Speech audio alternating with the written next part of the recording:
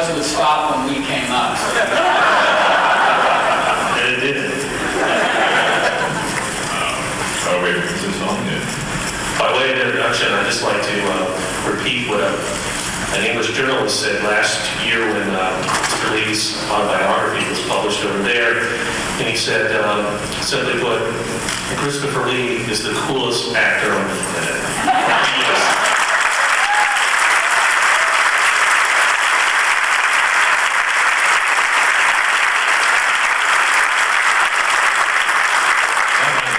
Different meaning in Britain from what it has here in the States. But I think he meant it the same way. What we'll do is Mark and I will ask Mr. Lee some questions, and then we'll go out to the audience, and we'll go back to him and back to you. We cannot see you. You can't imagine how bright these lights are, so when we throw it open to you, if you have a question, you can stand up, please, because there's just no, it's so bright we can't see you. I'd like to start out with a question for Mr. Lee. He's had a career that has lasted 50 years and more up to this point with no sign of stopping. When you began your career, most people felt that you were too tall and too foreign-looking, whatever that meant. You've done pretty well for yourself for a guy who wasn't supposed to make it. Maybe you can tell us exactly how you made all these people wrong. Well, when I made the decision to be an actor, to learn how to be an actor, the first person I told, understandably, was my surviving parent, my mother. My mother was the greatest dramatic actress I've known in my entire life, but she was not a professional actress. And her reaction was straight out of the Victorian melodrama. She reeled back with her hand to her brother like that. She really did. The other one holding onto the door. He said, you can't. Think of the shame you will bring upon the family. And think of the people you will meet.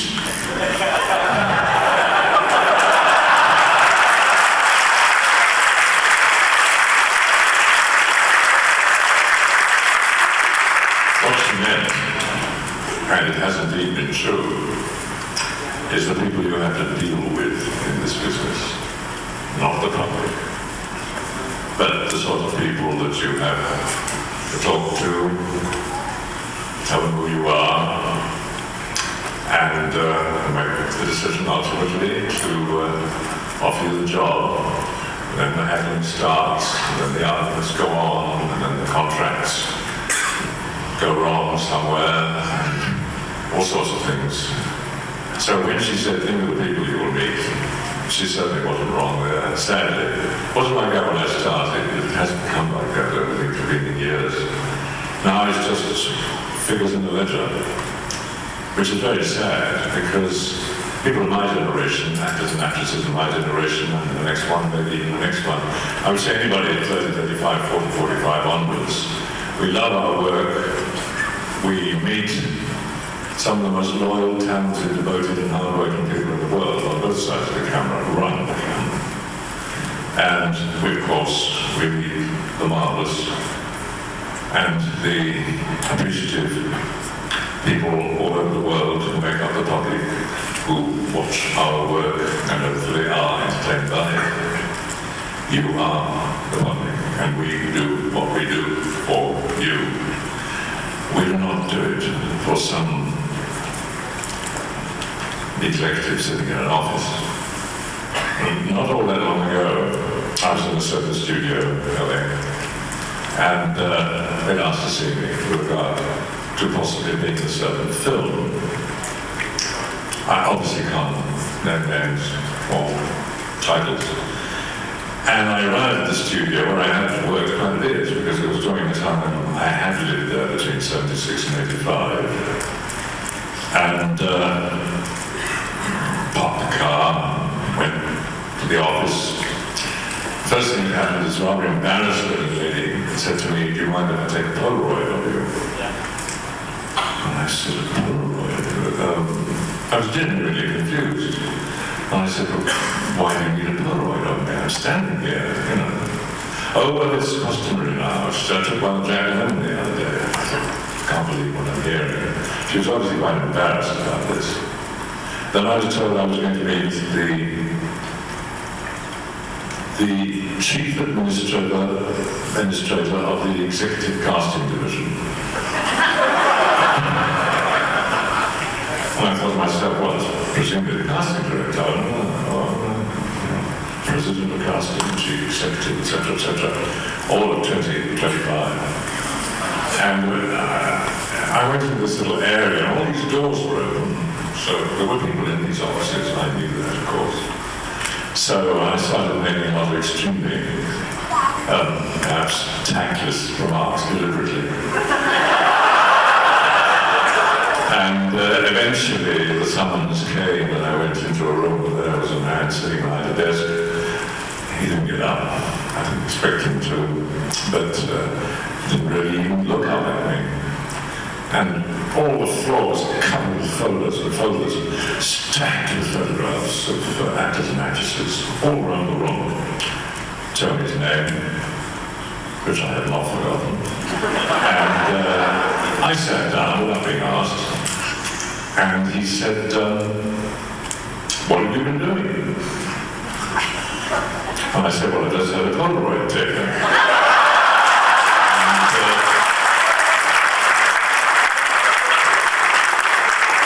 His face never changed. He said, no. He said, what have you been doing?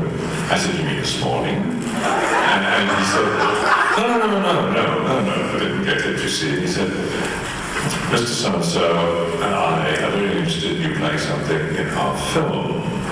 By which time I had become a little, let's say, irritated. And I said, something? Is that one word or two?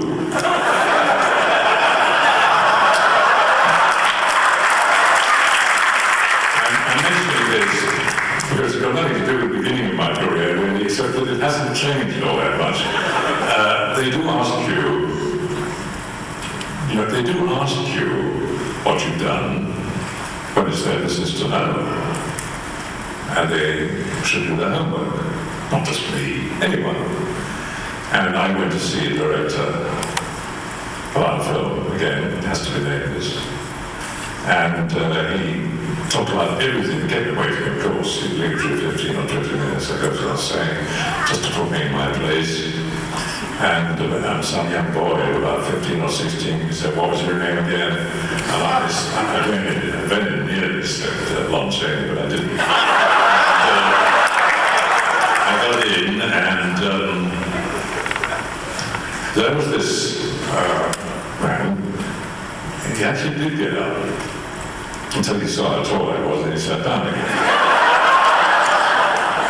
And of course came out with his remark, I didn't realize how tall you were.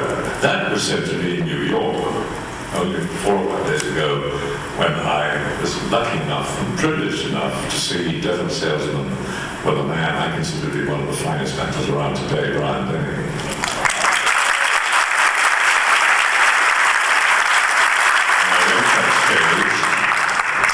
Tom's with me, my wife, and I don't know how he does it, because it's an exhausting part.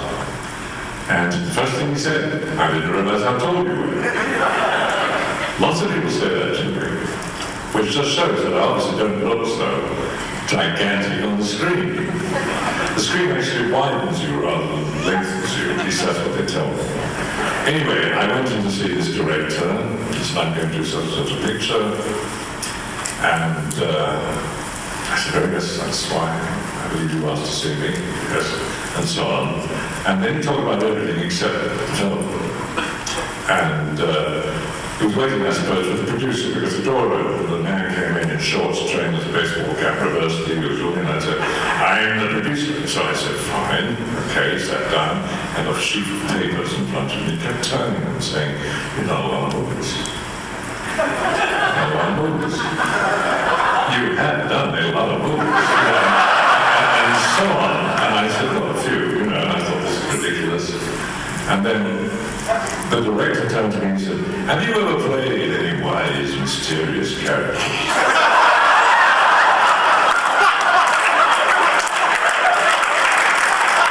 And I said, yes, I think so.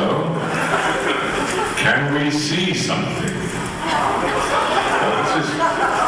assure you, that's what they say.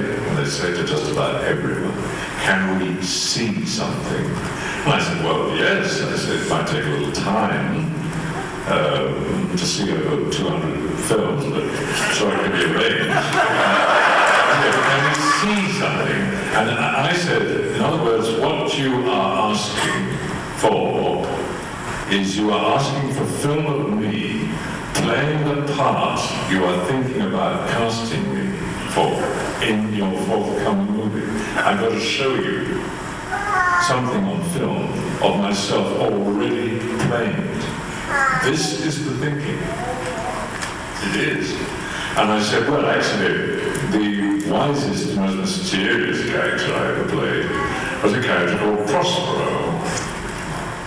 Very action. I said, in a play by William Shakespeare.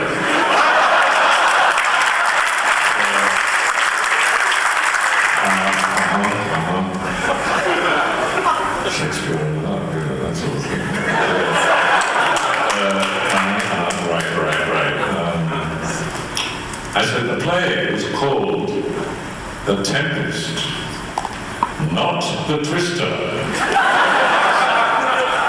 Well, I didn't play it.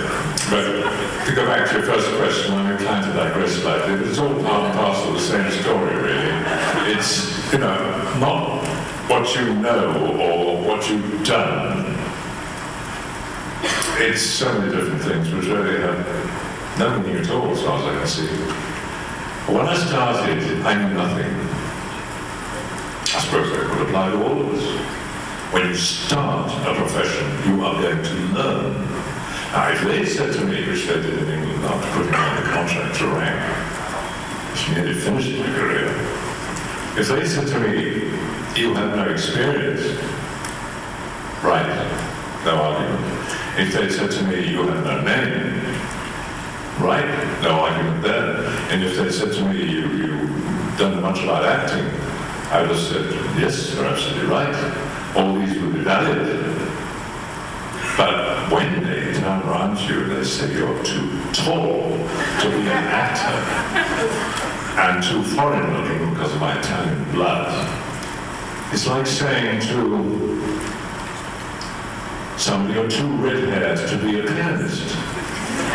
Or you're too, I don't know, you're too thin to be a sculptor. Or whatever. You can make it up. You can think of anything yourself. It is actually a completely half-witted thing to say. Because it isn't valid. The reasons, apart from the fact that I knew nothing about acting, I was terrible, inevitably. Because I thought acting meant acting all the time. And when I did my first play, which was called The Constant Nymph, I played the butler. I still have that review. Christopher Lee's Roberta the Butler gave a remarkable performance. I certainly did, because at the end of the first act, the producer of the play came round to me and said, I'm sending the rest of the cast home, you can finish the play by yourself. And I, of course, took it very seriously and was very alarmed, and I said, oh, I don't know what to say. And did it a bit, and he said, well, you're already playing all the roles. And of course I was, you see, because nobody told me. And if somebody in the film, if somebody in the story on the stage said, oh, it's an absolute tragedy, my father passed away, and I'm and if somebody said there's terrible weather outside, I would go to get an umbrella. And so on. I did everything they said, which of course was very distracting and extremely unprofessional, but I didn't know. The real reason that I wasn't used was a very different one. The average British leading man of that time, 47, 48, 49, 50, etc., first 10 years really of my career, was not tall. There were some very fine actors. John Mills, who was still alive, Kenneth More, Richard Todd, I mean, the list is very, very big. But they were certainly considerably shorter than I was. And that was it, in a way. And with the ladies, well, that didn't matter so much because they were, generally speaking, shorter than the men, obviously. But the other men who were supposedly the giants, the big tall men, like Stuart Granger, Dennis Price, and Michael Wilding, and many others, were still shorter than me.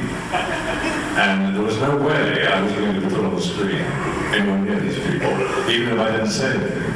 Because it's understandable if you're, I don't know, different colouring, or different size, or different shape, or something you play on the screen. No matter who you are, if you are different, the attention of the audience wanders, and they look at you. And of course, as I said rather pointedly on some occasions, it is the business of the star to see that he concentrates the attention of the audience on himself and not worry about somebody standing over there holding up the wall. That was the real reason. And I'm rather a determined person. And the more they said that to me, the more my poor mother said, you should give it up, it's too repetitive. It's a terribly dangerous profession. You haven't got any money anyway, and you won't earn enough, and you won't do this, and you won't do that. All negative comments, well meant, I suppose. And the more people said, you're too tall, you're too foreign looking, you're too this, you're too that, the more I said, I'll show you.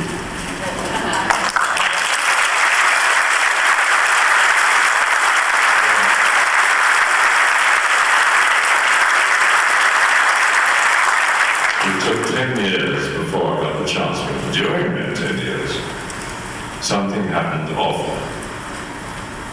such value, I cannot exaggerate it too much. I learned, I watched, I listened. I did everything I could possibly do, suitable or unsuitable. I traveled around Europe on a bicycle, getting a job in the crowd somewhere. I learned, swept the floor of the stage, assistant stage manager, etc., prompter. I did everything I could lay my hands on, in any language, even if I didn't know it very well, but I learned, and that does not happen today. Sadly, and it's very obvious too. Although I'm obviously not going to go into details, it's quite clear when somebody really knows what they're doing or when they don't. And the sad thing is today, more than ever, it's been going on for the last 20-odd years, maybe longer. People say to me, you know, what do you think? These people, those people, sometimes they mention names. So I don't want to give an answer to that. But I say, well, they come and they go. And the golden boy, the golden girl, flavor of the month, making millions. Where will they be in 5 years or 10 years? How long is their shelf life? And in this day and age, the way films are made and people are cast, it's not long. But with people like myself, who are basically really aren't what you might call leading men stars or anything like that, not in the sense that the giants were. Well, I've met most of them, worked with some of them. I don't think there's a name you can mention I haven't met one time or another. But they kept going because they had learned, and they could do almost anything, and they were giants. There are no giants today, not in my opinion. It's very fine actors. I mean, I'll go and see anything that you can. Anything.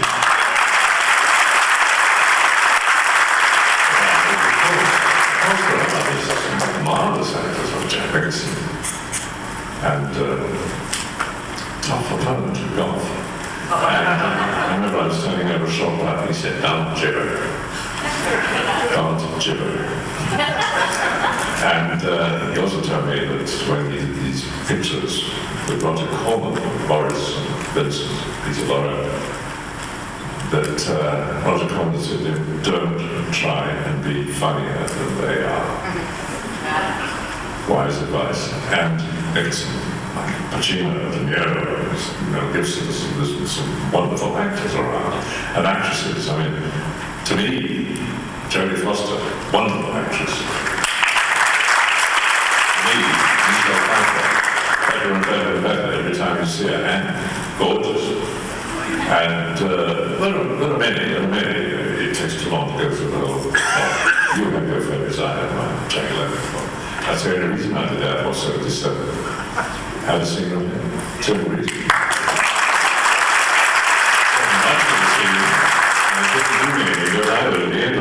At the end of it, it's just to be with him. And there's some wonderful actors around. And there are, of course, some stars, but they're not giants, not in my opinion. Sheila Graham, some of you would have heard of, she was a very well-known journalist, and I think certainly the lady at Scott Fitzgerald for many, many years. I knew her. And in London, she made a quote I've never forgotten, and this is 35 years ago, maybe more. She said, there are no giants anymore, there are only dwarfs with long shadows.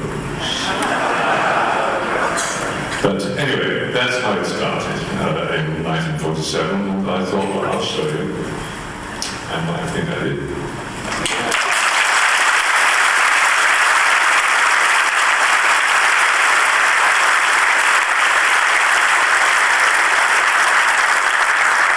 A reviewer of one of your recent CDs said that, oh no, another actor trying to sing, thinks he can sing.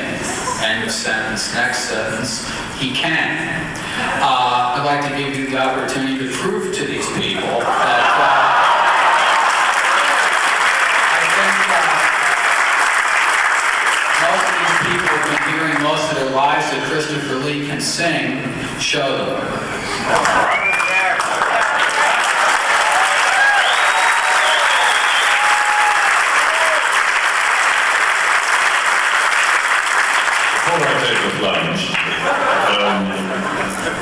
There is singing in the family, and if you've read my book anyhow, I hope some of you have or will, you'll know it is in the family. My great-grandparents started the first opera company in Australia, and my great-grandmother, who was one considerable character, took my 5 great aunts, 2 of whom I knew when I was very young, they were 90. They were all gorgeous. And she took these 5 girls in covered wagons around Australia singing to the miners. In about 1830, 1840, that is something. It sang to the Dowager Queen of Hawaii, or something. And she was called Tasmanian Nightingale. She was a wonderful singer, so in a sense, I suppose you could say that it's in the genes, it's in the blood. And I don't know how many of you are aware of this story about me being in Stockholm about, I don't know, 48, 49, 50, something like that. Anybody in this room know that story?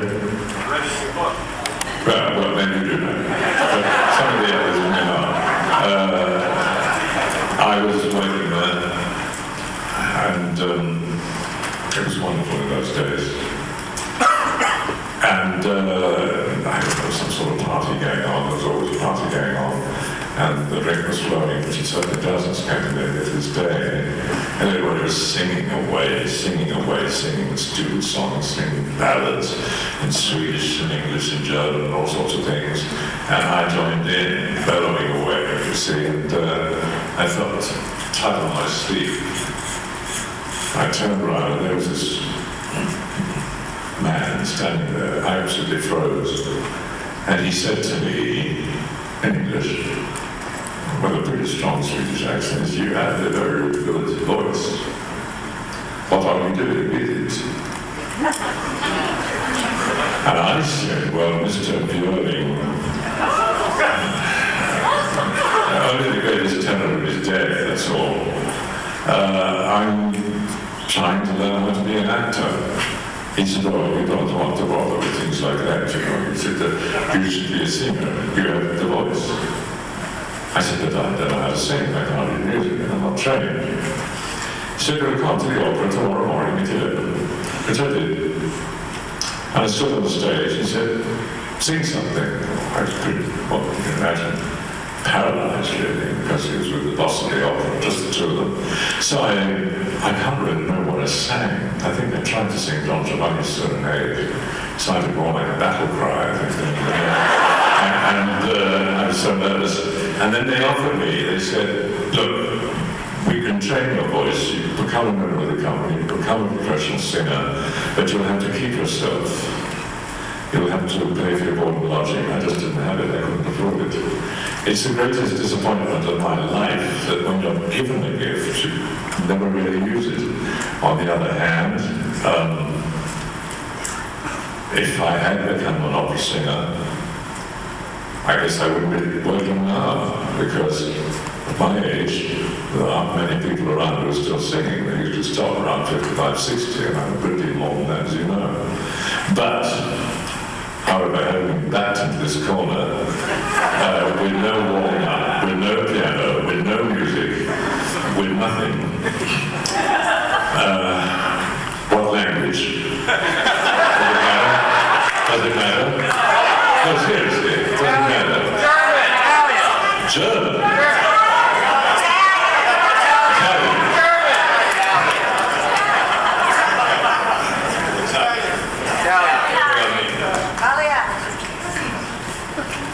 Well, it was on the record.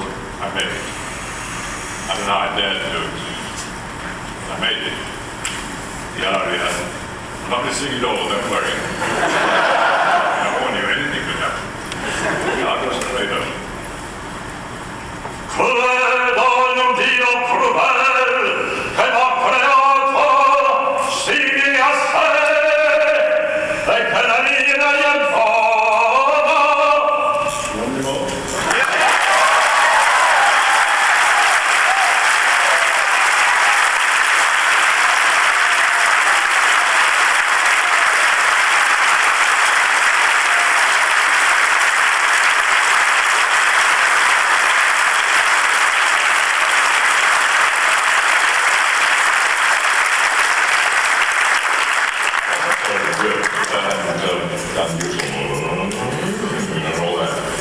I did recently do the King and Arnold record, if you can get that. I did Wandering Star, which is not available here.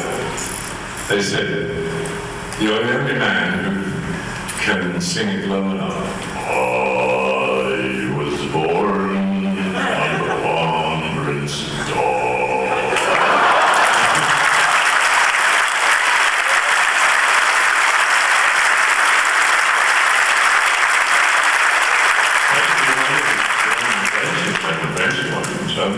German, Russian, English, even my dad, the streets of Loretta. It's on the record. It's a wonderful song. Don't worry, it was bad then. But that is the Argos Credo, actually. I have no idea if it was the right key or not. And it probably didn't sound too good either. But the voice is there, the instrument is there.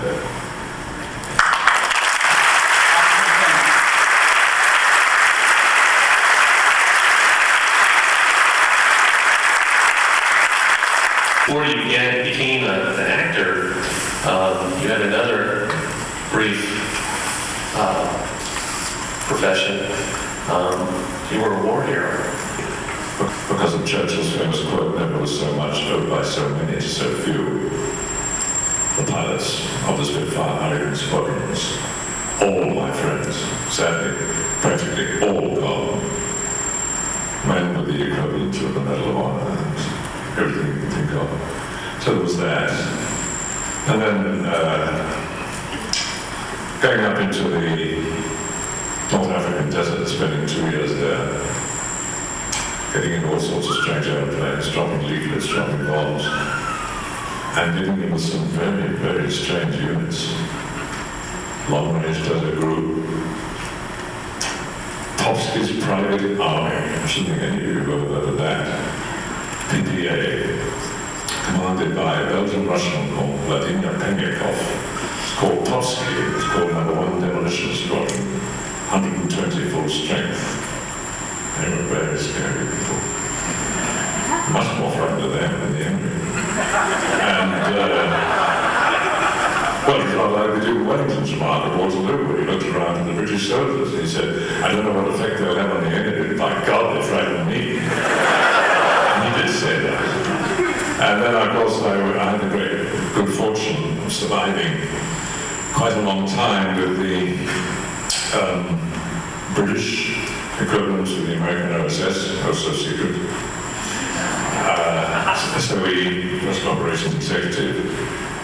I spent, I suppose, a good deal of the last year at the war with Tito, with Dr. Sands, and also in the unit on and off over a period of about 2 years, which most of you probably think was an airline. It was called the SAS, but actually it's not an airline. It's called Special Air Service, and it's still very much around.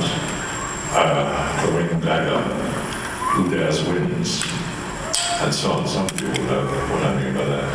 But to make it perhaps a little more easy to understand, it's the British equivalent of the Delta. So, I guess I'm not going to be here. Praise the Lord.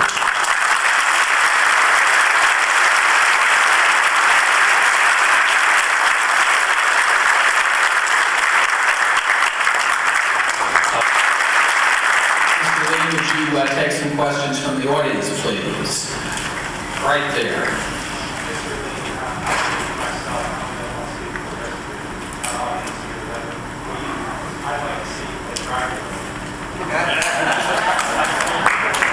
I don't know whether you've all heard that.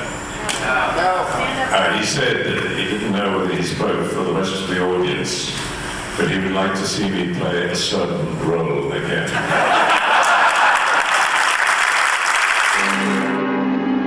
This is the story of Dracula, a creature who destroys all whom he touches. Dracula the terrifying, the feared, who sleeps in the tombs of the dead by day and arises at night to inflict his terror upon the innocent and the unsuspecting. Oh, you must help me. You must. You're my only hope. You must. I'll help you. I promise.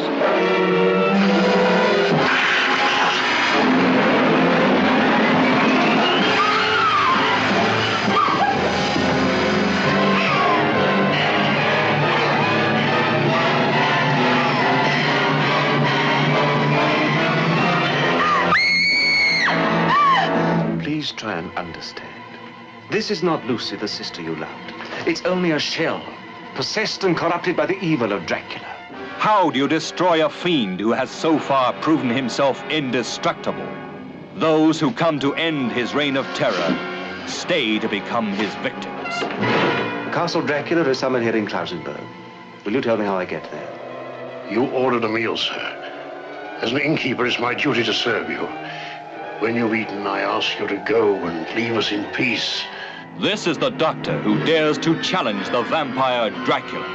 This is the anguished man who fears for the lives of his beloved, the girl who is his sister, and the one that is his wife. Dracula, the bedeviled master of all that is evil.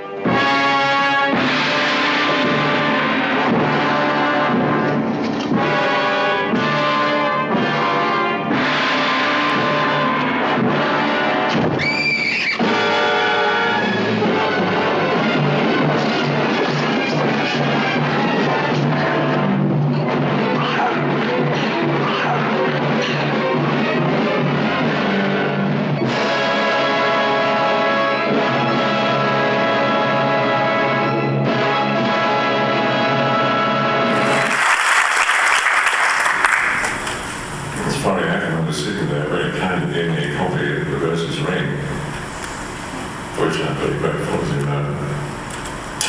I have mixed feelings about this. I have always said, come from watching my bread and papers. Couldn't help saying it that way. Papers. I have never said that I would never do another horrible. That's the first thing. I've never said that. I've always said, come with something I haven't done before, it's really worth doing, sure. Somebody could come up with another Rose's Baby, which I think is the best I've ever seen, because you saw nothing. I would certainly do it. I'd love to. Playing this part was a tremendous launching pad for me, and very important. I wasn't a name, I wasn't a face, although I've been around for 10 years. And it was the Curse of Frankenstein that sort of did it, because I realized that nobody was particularly interested in my name or my face, and I thought, well, if I make myself totally unrecognizable and it doesn't work, people will think, or say, well, what do you really look like, you know? And, well, I'm always showing them subsequently, but That was a very important part. Strangely enough, there was a gap of 8 years between the first one and the second one. As you will know, I never said a word in the second one. As you will, of course, see for yourselves, I'm very taciturn, remote, withdrawn individual. I didn't like to say very much, rather incoherent and so on. But in that film, I did not say one word because I flatly refused to. I read the script. And I said what I always said is, why don't you use Stoker's words and Stoker's lines? I never did, practically. Hardly ever. But there was no way I was going to burst into a room and shout out, I am the apocalypse and things like that. So anyway, I never said a word.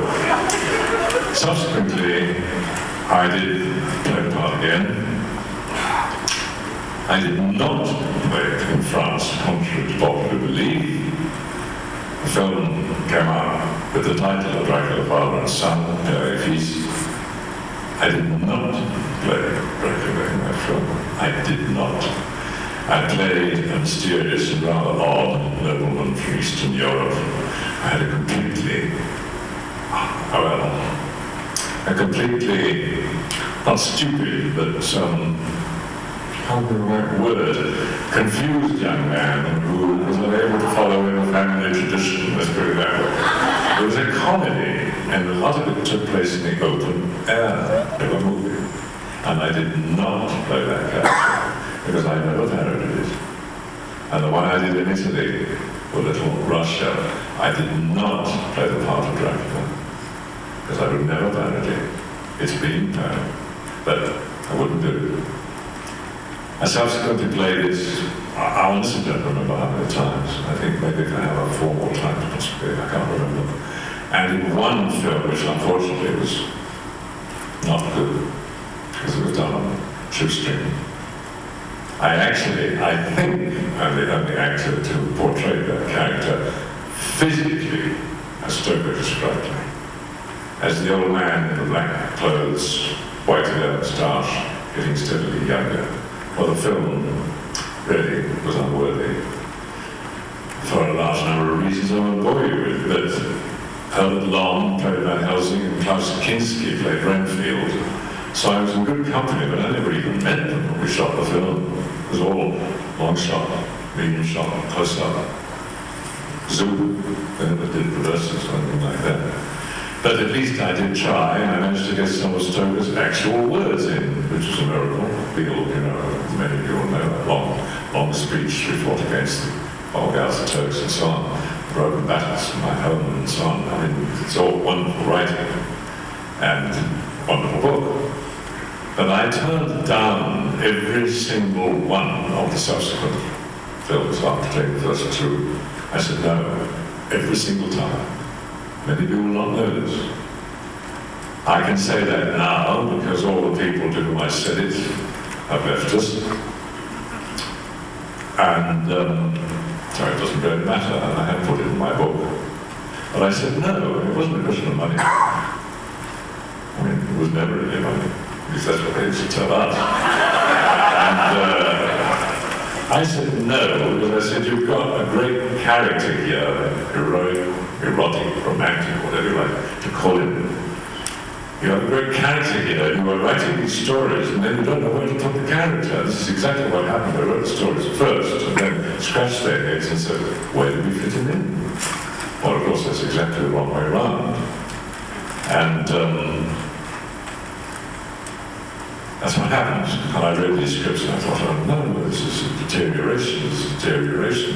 I'm talking from my point of view. Obviously, fortunately, the audience did not react like that because they were entertained, which is what we're here for. I must kill him. He is already dead. He is undead, Mr. Kent. He can be destroyed, but not killed. Where's Charles? You don't need Charles.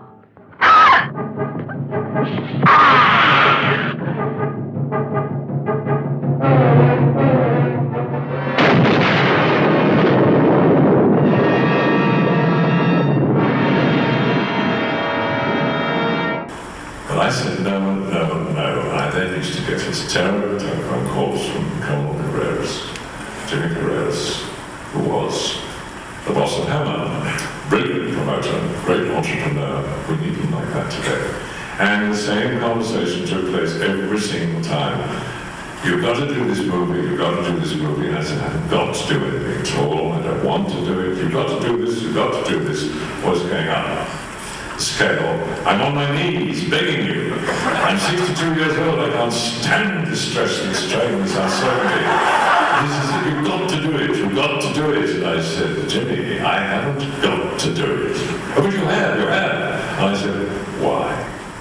Well, I've already sold it with you in the film. To distributors. Point one. Difficult to answer. Point two. And think of the people you put out of work if you don't do it. That's not very much. There's a word for that. Blackmail. And that is actually the reason why I did those subsequent films. Because if I had said no, they did do one without me, but if I'd said no, a lot of people would have been out of work. What can you do? And the sad thing was that as I'm not attacking the movies, there's some very fine performances and some very fine actors and actresses in these films, but it wasn't Bram Stoker. There is no escape from the all-embracing evil of the humans who do his bidding. From the creature that extends his power, there is no escape, not even for the protected, from the scars of Dracula. Take her with you. You'll do terrible things to her if you don't. Terrible things.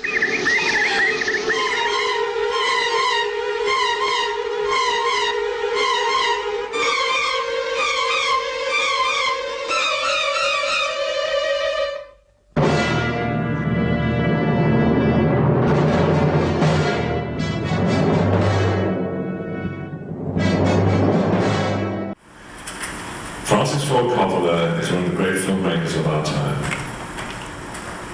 Remarkable filmmaker.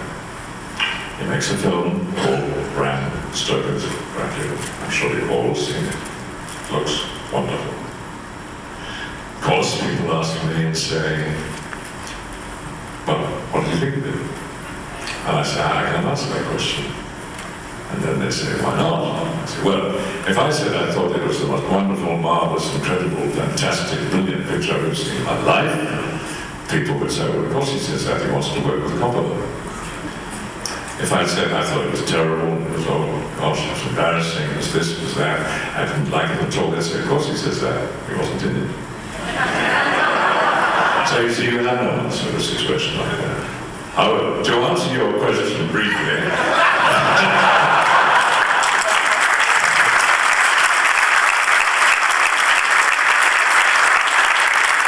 to answer your question, I have said yes, I would, but only if it was Stoker's book.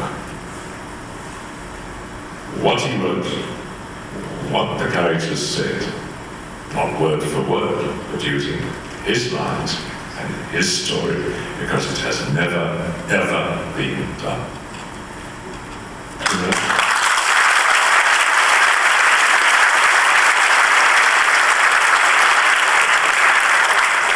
Yes, sir.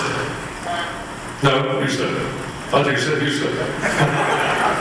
Please share some stories about Holmes. Oh. I've been asked to tell you stories about my old friend Peter Cushing. I find it extremely difficult to talk about Peter without becoming really very emotional. I was last night actually reading part of his autobiography, and I can hear him speaking. I first met him. We'd already been in 2 films, but not together. He, of course, had a real part in Hamlet as Osric, which was superb. And, of course, he had an enormous amount of theatrical experience, which I never had. And I literally carried a spear which wasn't authorized by Lawrence Lilly, you never found out. But just to watch him directing Then we were in all Elbrus together, both a very small parts, but we didn't meet. We met at Bray Studios, where we did the Curse of Frankenstein, and I met this quiet, rather reserved, extremely courteous, delightful man, who of course I'd seen a lot.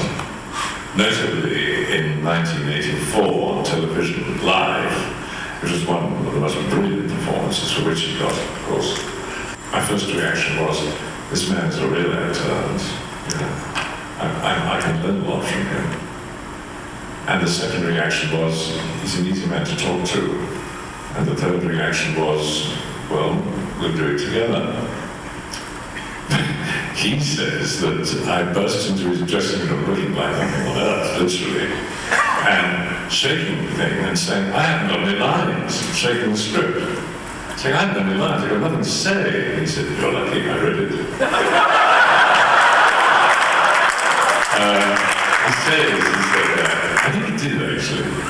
Well, gradually over the years, we developed a professional partnership. We went to double act, but it was a professional partnership. And I came to love him dearly, because he was one of the most remarkable human beings I've ever met in my life. He was a superb actor. I mean, superb. I was absolutely agog at some of the things he managed to do, the precision, the marvelous intensity. If you don't have that, if you don't have the imagination, you don't have the power of invention, you aren't an actor. Think about what you're saying, listen to what the other people are saying, stand still and don't do anything unless it means something. There's a secret to acting, that's it. He had abilities which I just envied. He was brilliant with props. I'm hopeless with them, always have been.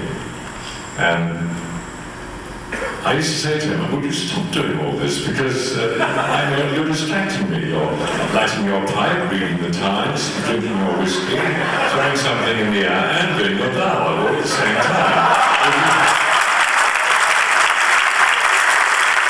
I really should stop doing this, because I'm just sitting there looking at you, and I've got nothing to do, and I want to do something. And so, of course, our association was a very, very happy one, and I think reasonably successful, between 1957 and 1971, when we worked together a lot. And I think we shared the same instincts to a certain extent. And of course, working for Hammer over those years, not exclusively so, we also worked for Amicus. I think other people, I can't remember who, quite frankly, we naturally got to know each other extremely well privately. I went to stay in his house in Whitstable, in Kent. Needless to say, he had an aquarium full of fish. I'm sure he made them too. And all these wonderful lead souls that he used to make in paint. These models of airplanes he used to put together. The paintings he used to do. The man was incredibly able, talented, greatly misused word. But my God, did he have talent, in the right sense of the word. We, of course, are referred to today by the industry as the talent, lovely phrase. But he was a brilliantly talented man, but also, more importantly, was a wonderful human being. Very determined. Oh yes. Got his way. Oh yes. But in a very different way from me. I'm afraid I wasn't made that way. I would say, no, I can't, or whatever. If we disagree about something, or Terry Fisher would say to me, that's terrible, don't do it that way. Fine, this is another way. Peter would say, well, my dear fellow, what do you think it would be if I was to do this and I was to do that? That was his way of doing it. But that was the way he did it. Always used to call me my dear fellow, my dear fellow. I was just call him that. What are you insinuating? I'm not insinuating anything, Doctor. You sent Ratov to follow Carla to the Castle Borsky, where she met Paul. When she left, Ratoff attempted to kill Paul with this knife. Why do you want Paul out of the way, Nemiroff? Is it because you're afraid he'll take Carla away from you? Or is it because you think he'll find out about the secret that you share with Ratoff? Answer me! How dare you? Take your hands off. He could do almost anything. I feel he should have been a priest. Because the man had such loving kindness.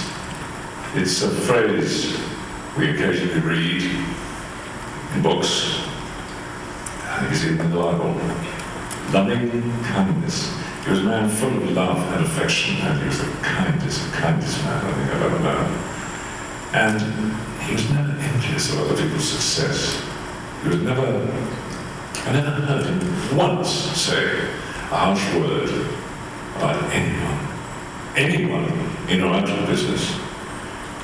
Only once did he say something, of course inevitably it was to me, and we were making a film in Spain called Horror Express, which was very entertaining movie.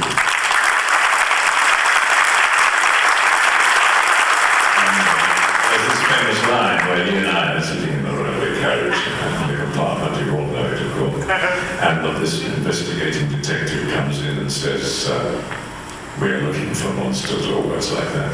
There's a monster loose on the train, and so on. And we both said more or less the same line. Monsters, we're British, you know. And we enjoyed making that movie. His wife had just died. And so my wife and our daughter tried to spend as much time as possible with him.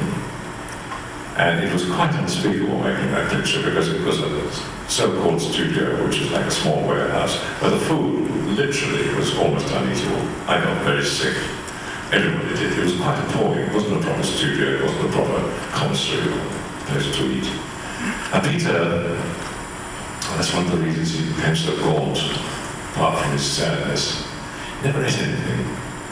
His lunch was always the same, an apple and a piece of cheese, year after year after year. And I remember going into his dressing room, which was a converted railway carriage, and I said, I can't take this. I feel sick. It's this frightful food. And we've got to go out there and, we've got to work away, and hours a day long. He just looked up at me and he said, well, there's no good belly aching about it. And I was shattered. I was absolutely stunned, because that was the harshest thing I'd ever heard him say. Of course I was the one who got it. But I don't know if Joyce Brown is here today. I know, is she here? Are you there, Joyce? Are you here? No, she can't see you.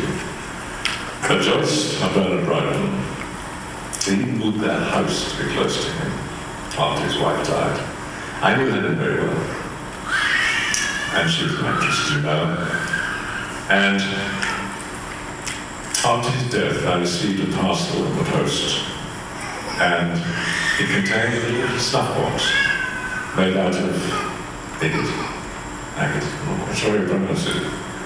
And there was a note, which he'd written long before his death, I think 5, 6, 7 years, saying, dear fellow, when the time comes, I want you to have this. Because this was the snuff box I used in A School for Scandal, the play by Sheridan, when I first met Helen. I was...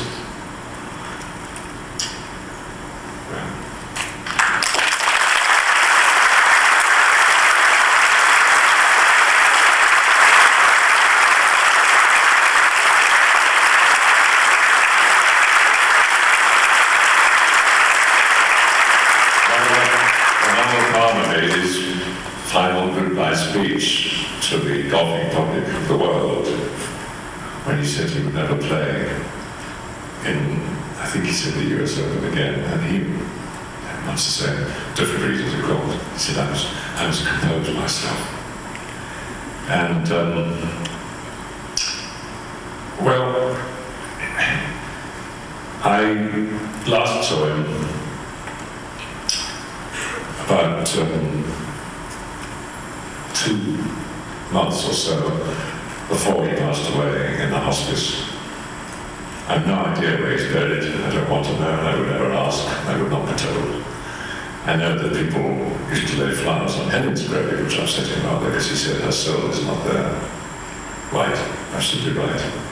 And I know that he made certain requests of the bridegrooms who looked after him. Long before she died, and indeed totally after she did, because he never got over it. And he just lived to join her. And it was 23 years before he did. And I think I'm right in saying he left certain instructions. I really don't know what they are, and I have no idea whether he's buried, or she's buried, or even if they are buried, or whether cremated from the ashes and so on. I have no idea. I don't want to know. My memories of him are not of a dead man, certainly not, nor yours. And I wrote him a letter because he just fallen off his bicycle, and I said, remember that OBE stands for Officer of the Order of the British Empire, and not for Old Bicyclist Ejected.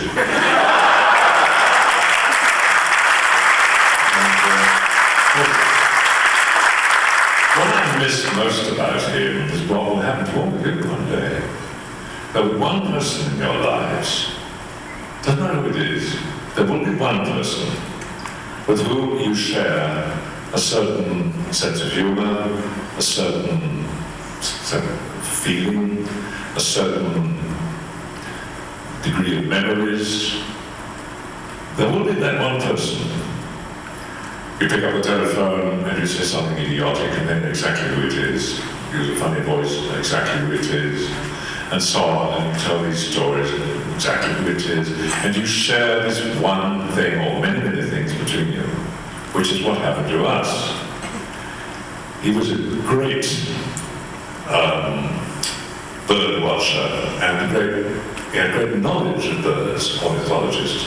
Again, one of the things that used to make me despair was his knowledge.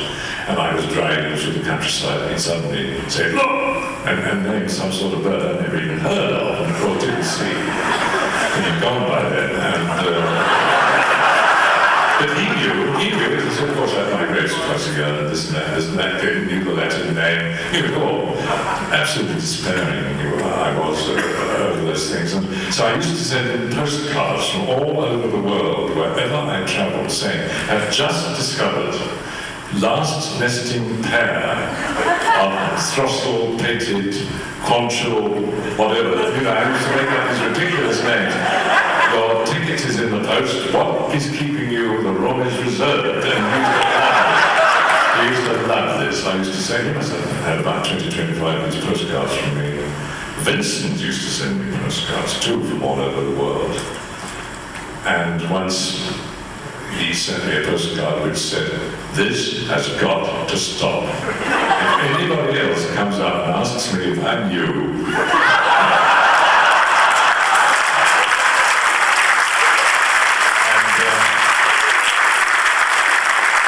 as far as Vincent is concerned, he made a remark once, well, he made a great many, but he made a remark once, but I'll never forget it. Helen Cushing died in 1971. She died basically, emphysema. Terrible story. He put it in his book. He woke up at 3 o'clock in the morning and she was almost gone. It was a dreadful story, absolutely dreadful, and it completely finished his life. Totally. And that has happened to many people.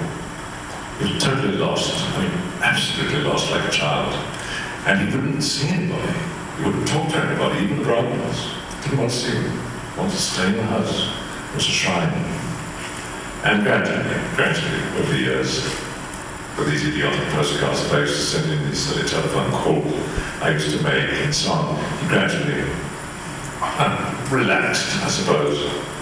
And well, he never got over it, but he was able to lead a normal life. And after all, there is a place on the seafront there where there's a bench. It's called Cushing's View. And when he died, his funeral took place through the streets of the town of Bristol. And people were closing their shops in respect. And most of the town was following the hearse. That gives you an idea, doesn't it? And can't remember when it was, but I was having a conversation with Vincent Corby from California, and he said, "How is Peter?" And I said, "Well, he's very frail, getting on. He's been very, very ill, very, very sick. He's tremendous courage, and his brain is sharp as a needle, and he's got all the guts in the world," as indeed had Vincent towards the end of his life. He had so many terrible things that happened to him too. He said, "Well, how is he?" And I said, "Well, he's what I just told you." And he said, "Does he really still believe that when the time comes, heaven will be there, waiting?" And I said, "Of course, absolutely." And Vincent said, "Well, what if she's out?" And I said to him, "Only a man as tasteless as you would have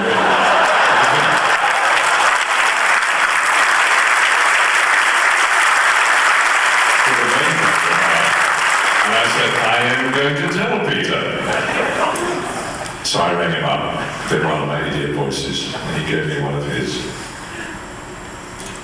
And I said, "Your Vincent was on the telephone this morning." He said, "How is the telephone?" And I said, "Much the same, you know." And I said, "He was asking after you." And he asked, what happened? There was silence, of course, on the other end of the line. And I repeated what Vincent had said, and he roared with laughter. And he said, "Only Vincent could have said that. Only you could have told me."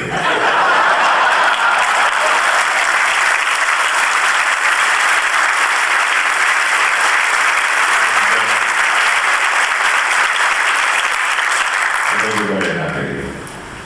I miss him terribly. But I don't suppose many people would believe this, but it is true. I think the rumours have been going around because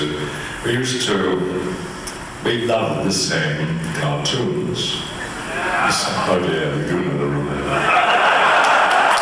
Well, it is true.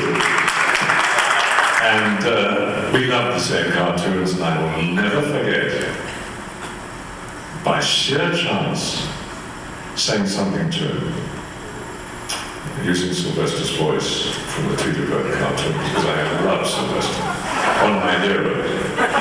And he completely collapsed. He'd never heard. I don't think he'd ever seen any of these cartoons, you see. So, of course, from then on, he and I both spoke to each other like that, not just on the telephone, but on the set. You can imagine what people thought. You can imagine what people thought, you know, when one would say to the other, well, I don't know, I'm standing there, or whatever it was, you know.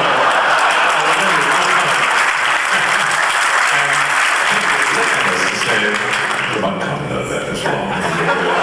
And then he would do, and of course we loved Spike, the bulldog, you see, with his little boy. And as you remember, Spike was kinder to Durant's voice, you know, that kind of thing. That's my boy, and so on. And so I would bring people as much as I could, just to, you know, so he didn't feel cut off. And he'd pick up the telephone. He hated talking on the telephone. He used to put on those peculiar voices. And, of course, it was simply him on the other end of the line, and I knew that. And he would say, oh, like that, and make the most peculiar sound. And I would just go, ha, ha, ha, and off he went. With the roar, with laughter. And then he would say, I'm going to take a bath. I'm laughing so much, so I have to wait while I take a bath. Downstairs again, and of course in those days he couldn't move around much, you know, it took him a long time, he had to use his stick. Gosh, how can I possibly say anything about him? It doesn't take a long time. But the last time ever,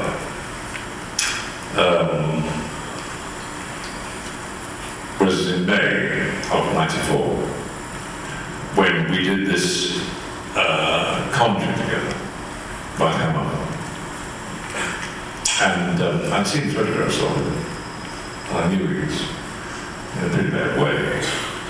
I hadn't actually seen him in the flesh for quite some time. Talked to him yet, I'd not seen him. And I was driven down to Canterbury, from pouring rain, from London, and he came from Bristol because he couldn't make the journey to London to do the recording.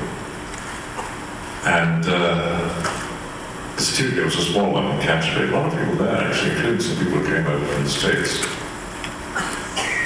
I walked in there, and there he was. I really did for a moment. Fortunately, he didn't see me. I really was so shocked that I must have shown him. Because here's a man I remembered as being intensely vigorous, tremendously fast movements, very strong, was a great rugby player as a young man. I couldn't believe this was the same man. Well, many of you will have seen the pictures taken towards the end of his life.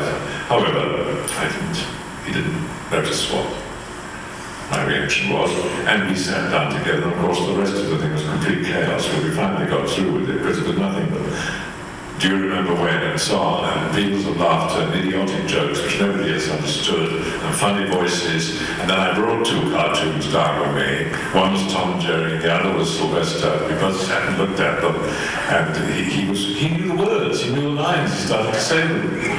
And then we finished. And we went out of the doorway together, and many of you would have seen this picture. And me standing in the doorway, he's standing beside me, smiling. Peter Cushing was 6 foot tall. This photograph, his head comes just above my shoulder. And he was so bent, and so stooped, and so thin, and so gaunt. It was absolutely horrifying. And then he got into the car and drove away and waved at me. And I waved back, and that's it. That's your short answer.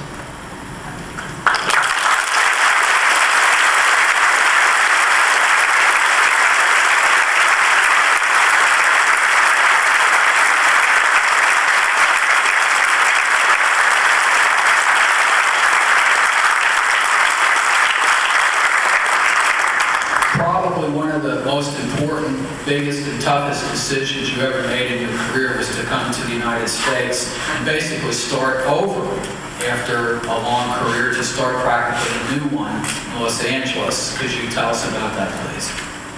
Well, I can assure you the finances knew. They knew perfectly well that I wanted to make a change, if you like to put it that way. We all know what typecasting means. It's dangerous, because although you aren't typecast if you're any kind of an actor at all, you may indeed be best known for one particular part or several.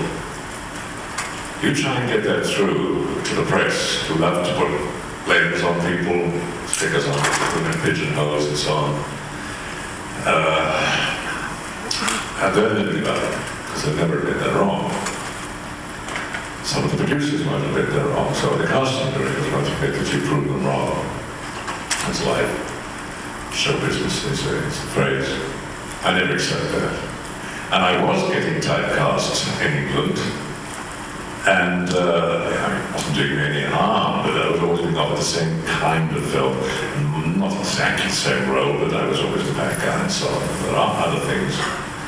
And it was Richard Widmark, actually, who more or less told me when we were doing To the Devil a Daughter, which was ruined by the last 5 minutes by some genius at Hammer. And I mean that because the last 5 minutes was absurd. Me disappearing after me, rock, ridiculous, because we did have an alternative ending. I mean, it's there, across the circle of blood, forgetting, and of course divine intervention, lightning, and Father Michael Rayner on the ground, sort of crucified position, dead, and so on and so on. And they said, oh no, he's done that before. The evil power of black magic has fascinated millions of moviegoers. In 1967, Rosemary's Baby. In 1974, The Exorcist.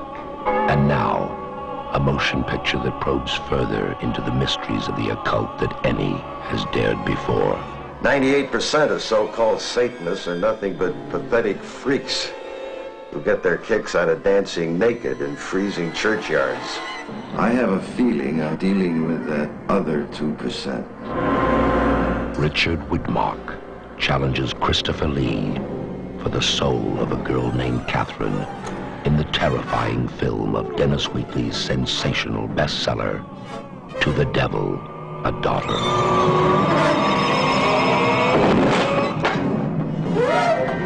Te adoro et te invoco. They got Catherine. And we've got to get her back before it's too late.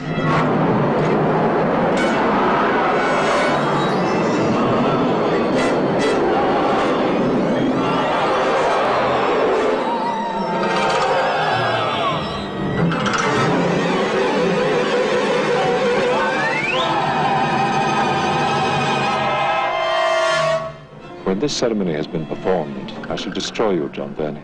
The demons hate you, Rayner. They're waiting for you. Catherine. You are warned. The full shock, the full satanic horror is yet to be revealed. It's me! Don't!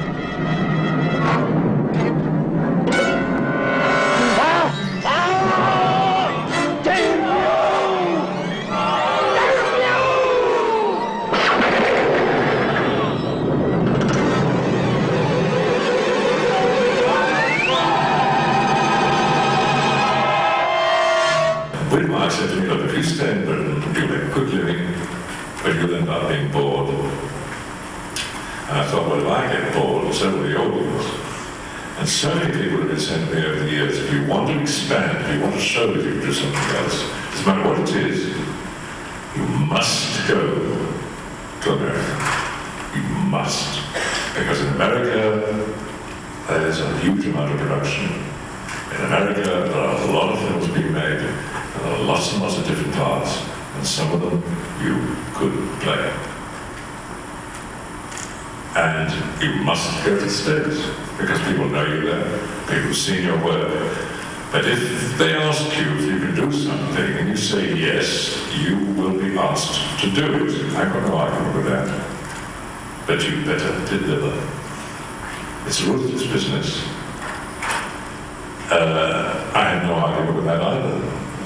Years ago, William Roy asked me in Quo Vadis, which I didn't appear in, but he asked me if I could drive a chariot, and I said I'm licensed for all vehicles. I thought that was very funny and very witty. On the next day, I was there, dressed as a Roman soldier, in a sort of thing like a garbage bin with two very angry horses. And I lasted, I should think, less than a minute before I hit a tree. Straight out of it. So, in those days, you said yes to everything. I couldn't do that, I wouldn't. But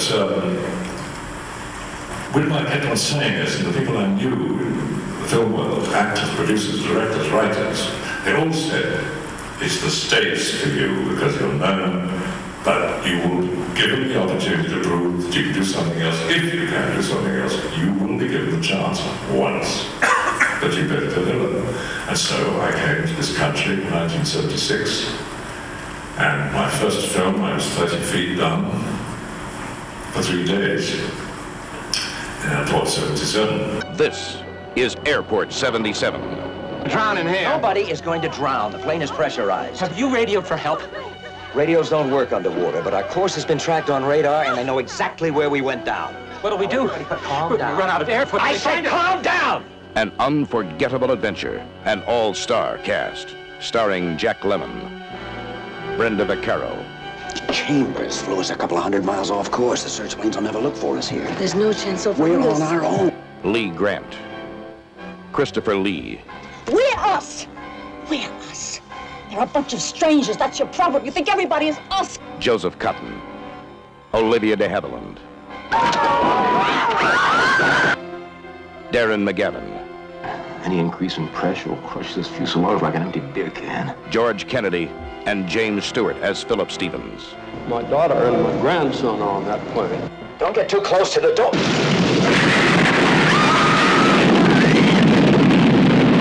This is Navy Search Base. Go ahead, Navy Search 5. Have located the aircraft at coordinates given. Aircraft is completely submerged. I want this to be a first stage alert. There'll be helos, scuba teams, compressors, air hose packages, the works. I want this treated exactly like an emergency sub-salvage operation. The tradition of motion picture excitement continues. Airport 77. Bigger, more exciting than Airport 75.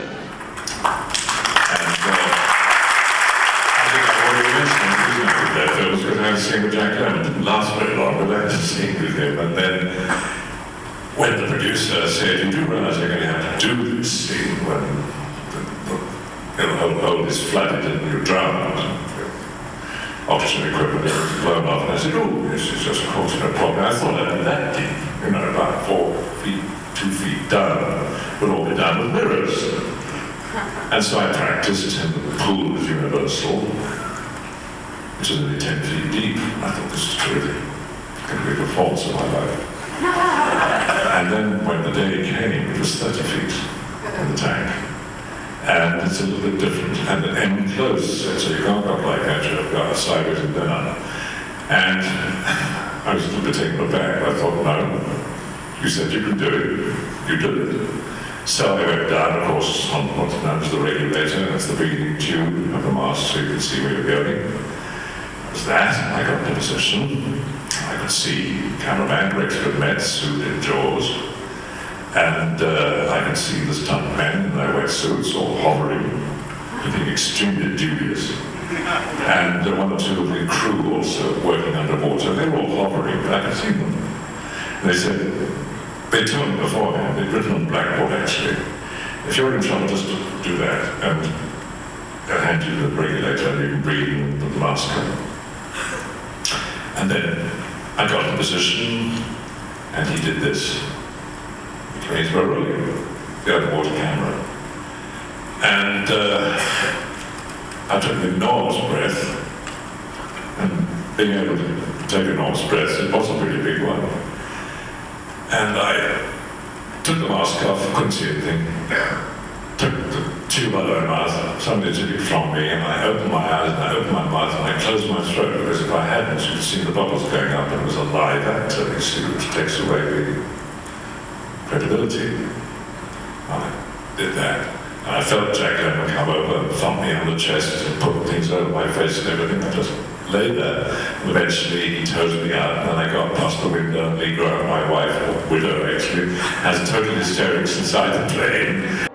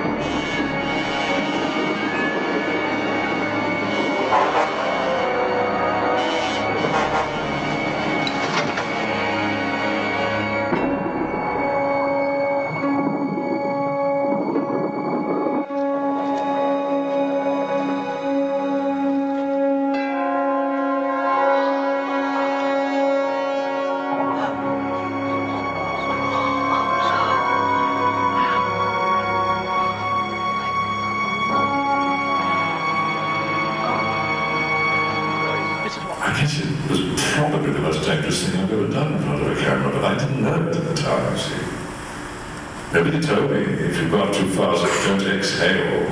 You get a bubble, bang, that's it. You're dead. And what I did get out of that was the stuntman's belt buckle, which is the greatest honor I've ever been playing with. But that was my first film, very, very my last. But after that, there were the films I did, the westerns, you know, James Arness, Ricardo Montalban, how the West was one, true story, and so on and so on and so on. But the thing that really mattered, more to me than anything I think I've ever done, was hosting Saturday Night Live.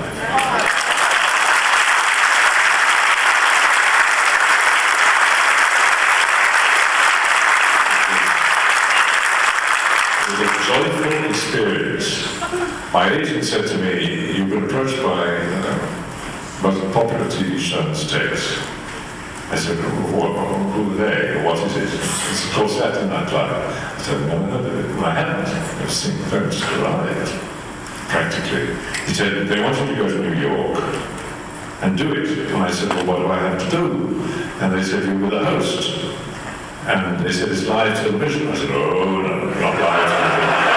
I had too many mishaps. And when you read the book, if you read the book, you know what the first one was. I'm not going to go into that one here. Somewhat basic, to say the least. But I said, "Oh, no, live TV, oh, no." I said, "You've got to do it. You've got to do it. Watch it on Saturday night." I did. Well, it either works or it doesn't. The host either works or he or she doesn't. The one I saw most certainly didn't. But I saw these extraordinary Belushi, Aykroyd, Murray, Radner, Curtin, Newman, all of them. And I thought, you know, these people are really extraordinary. I happened to watch Samurai Taylor. I thought this is one of the greatest things I've ever seen in my life. I couldn't believe it. It was absolutely wonderful. Reminded me, of course, of Toshio Mifune. Little did I know that in 1941 I would be working with him under Steven Spielberg in a submarine. But I went there with great misgivings, arrived quite late, taken straight to the studio, and walked into a room. There was a whole cast there, and 10, 15 writers, I guess. Lord Michaels, the producer. And they all sort of stared at me, and I thought, oh, this is going to be and they started laughing. And I thought, well, that's a reasonably good sign. Wasn't in the show, I'm afraid. And then we started rehearsing, and I spent the rest of the week rehearsing with these brilliantly talented people. And I was a bit naive, I think, because I was a bit worried about their health.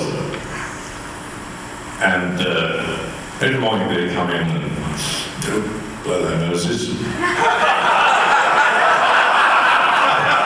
And all this, you see. And after about 3 days of this, I said, "I think you ought to go to a drugstore or see something. I've been worried about you being, what do you mean?" You know, and I said, "Well, you know, you've got such terrible colds. We haven't got colds, you know." "Cold? Well, fine." Sneezing, coughing, blowing their noses, everything. Eventually I caught on.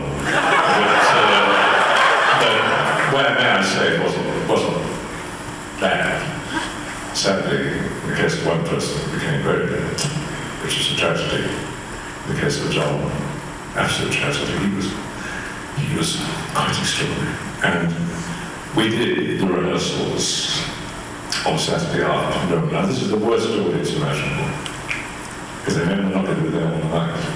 And the camera is panning round to room to show them. So they just sit on their hands and know what you do. And there were scenes with James Bond. Dan Aykroyd was James Bond. I, of course, was the heavy. And John Belushi was playing Hervé Villachet.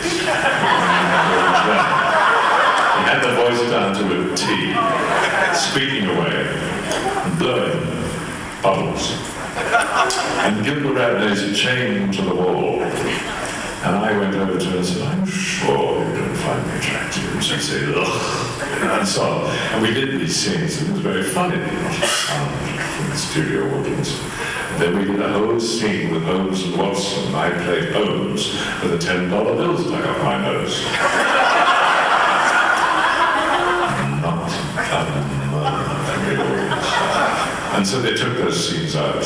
But came the night, many people have seen that show, came the night And it was just a unique experience for me, because in that kind of show, you know, it doesn't matter what you do. You can fall over the camera, you can disappear out of the frame, it doesn't matter.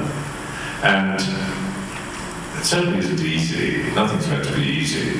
But when you've got these people around you, I was very naughty, actually. I suddenly realized that I could almost do what I wanted. It was marvelous scene between Death and Lorraine Newman apologizing for taking away a puppy, and she's death, I hate you, and so on. Well, somebody has to do it, you know, it's a living, or whatever the phrase was. And then the scene with Barbara while I'm playing the Higgins, and so on and so on and so on, the scenes you would have seen. But I think it was the first television appearance of Meatloaf and his group. And I was told by to introduce him. You know, the host of Saturday Night Live, just that. You take part in some of the sketches, and you connect. And you start talking about an enormous moustache for some reason, some part I've been playing which required an enormous moustache. And I suddenly thought, I'm going to throw them for a loop. And I said into the camera, talking to you, the audience, I said, and now, ladies and gentlemen, I want you all to meet you.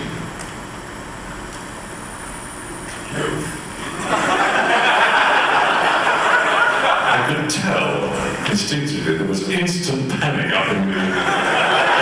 He's killing it. He's destroying the show. We're going to learn. And then I carried on an imaginary conversation. You say, I'm sorry, I beg your pardon? What? Oh, I'm so sorry.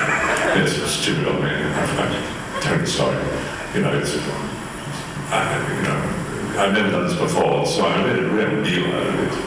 And then, of course, I said, there's a gentleman, Meatloaf, and so on. They came, and he never forgot it. I can tell you that. Meatloaf, they were absolutely stunned. They said, oh, how are we going to get on? I can't come on as a loaf. So that, somebody suddenly said, you know, that guy can be funny.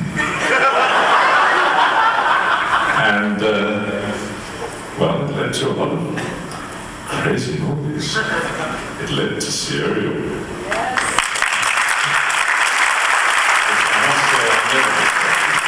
I really never did expect that. And it's the only time I read for a part in a great many years, because they wanted to know if I could play an American. So I went to Paramount, met the director, met the casting director, played the sketch where, you know, I'm out there beating the bushes for talent and so on. To Martin Mull, he says, okay, you can do it. Usual accent. I didn't try and do anything more than that. And we got the part. Here's the script. I hadn't read the script. Got home, read it, was electrified, and said to my wife, you're not going to believe this, but you better read this script. She said, you're a gay Hells Angel. And I said, yes. And my most vivid memory of that was going across the Golden Gate in a fog, of course.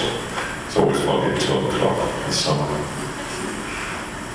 With a really terrified young stuntman in a purple dress sitting on the podium, supposedly my great love. And I looked over my shoulder and I was being pursued by about 30 or 40 genuine Hells Angels.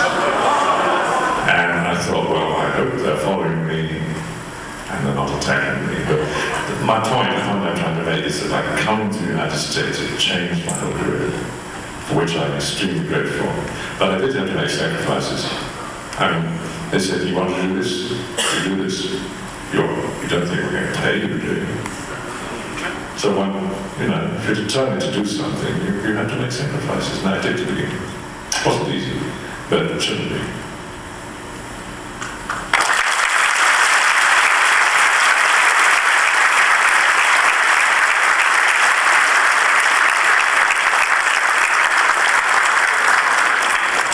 Sound as if I made this. Hint of some sort. Well, Mr. Lee, you mentioned Steven Spielberg. In fact, you've worked with some of the greatest directors of all time, Orson Welles, John Huston, Billy Wilder, Nicholas Ray, just to name a few. I was wondering if you'd like to share some thoughts on a few of those directors. Well, including Timothy Burton of Legend of Sleepy Hollow. Including? Timothy Burton. Oh, yeah, well, talking to him the other day. With Houston, it was a small part. Moulin Rouge. I was very conscious of his reputation. I thought his father, and I still think his father, is probably the greatest screen actor I've ever seen in my life. Walter, went to see the cinema, I didn't see that. And I was engaged to play the part of this famous painter, Sherlock, for a small scene. We did it at the real place, the cafe, the Domago in Paris on the left bank. It was unbelievable because the whole of Paris was going past on the sidewalk and all the tourists and the French police screaming and shouting and blowing whistles. We couldn't hear anything the other people were saying. And we were all a bit nervous. And I remember Houston just leant over, patted me on the shoulder and said, "Just be yourself, kid." And disappeared. And the first assistant director said, "Action." Olsen, another giant. That was a wonderful experience. Spent most of the time telling stories about John Barrymore, which we encouraged, of course, because we didn't have to work too hard. And he would say, "This is the most talented company I've ever worked with," and he knew he said that to everyone. And then when he finished a scene, he would say, "Print with enthusiasm."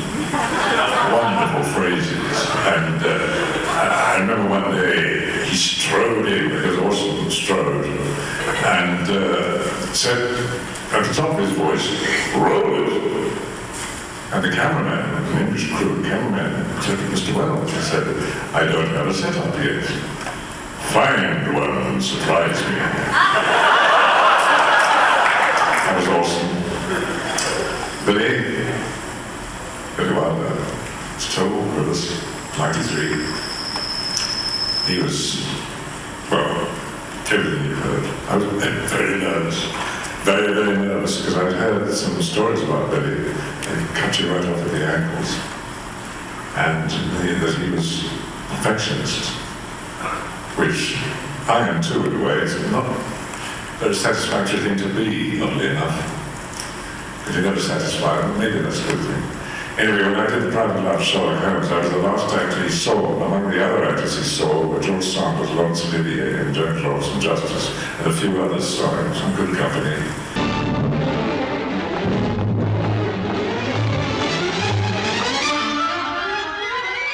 The private life of Sherlock Holmes was anything but elementary.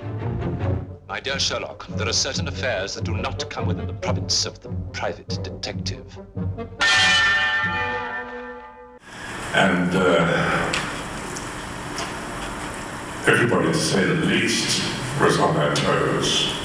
Here you have a man who's one of the greatest directors ever. Probably the greatest director of comedy ever. Here's a man who spent 2 years writing a script with R.E.L. Diamond, who's still on the set with a script.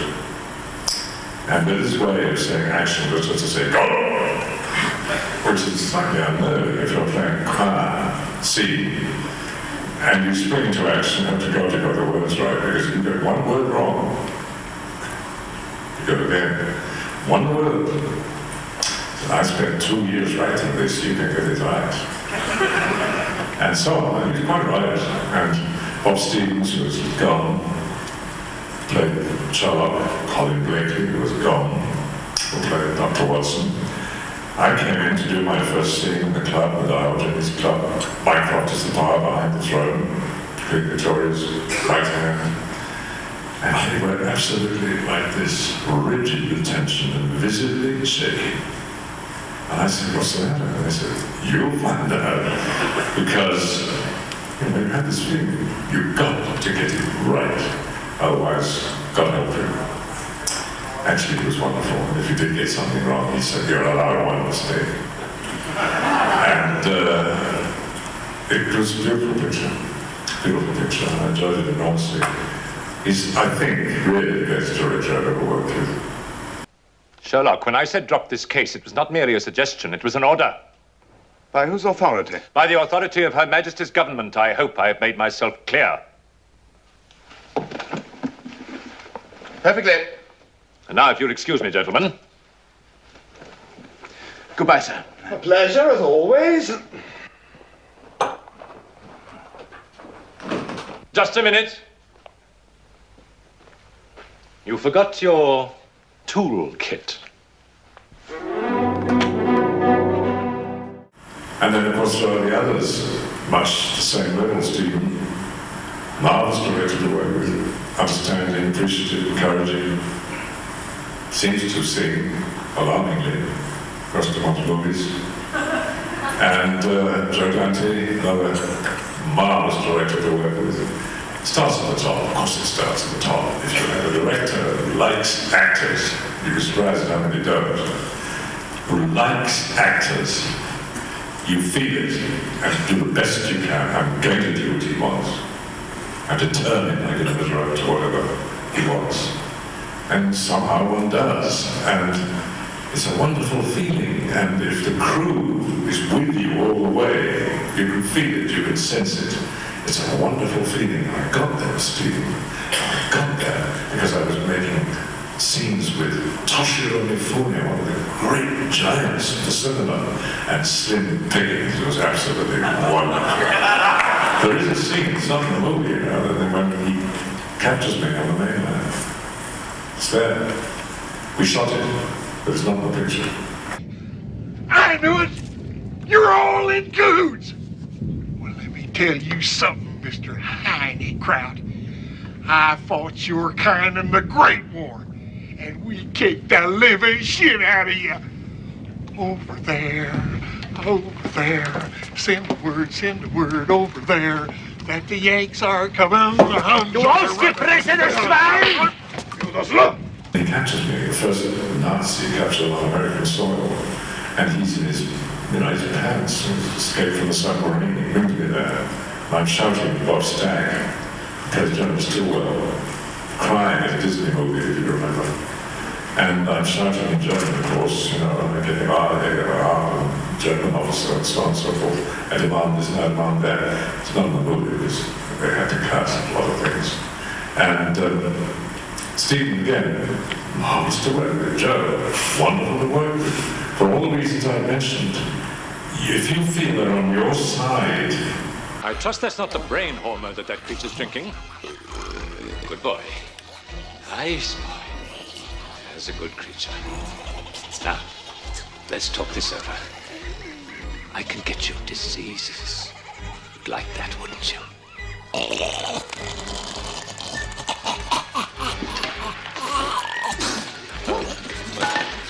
Perhaps not.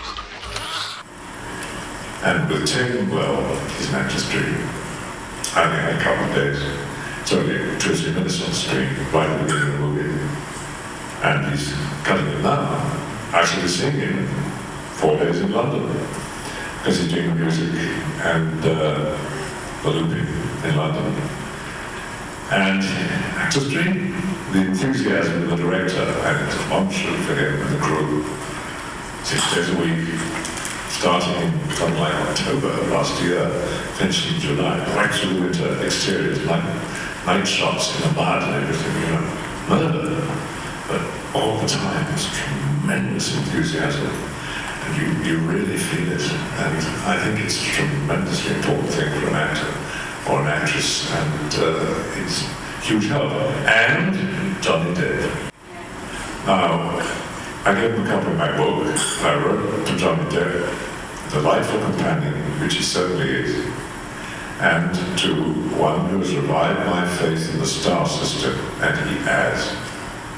This young man is remarkable. He is such a nice person. There's no star act, and he is such a good actor. And my comparatively small scene is with him. There are other people around, of course, but basically with him. And you've got the attention, he's listening, he's thinking, standing still, as I said earlier. I'm enormously impressed by Johnny Depp, and he is one of the few young actors around today who I think is really, really as good as it gets. I'm sure a lot of you in this room would agree with me.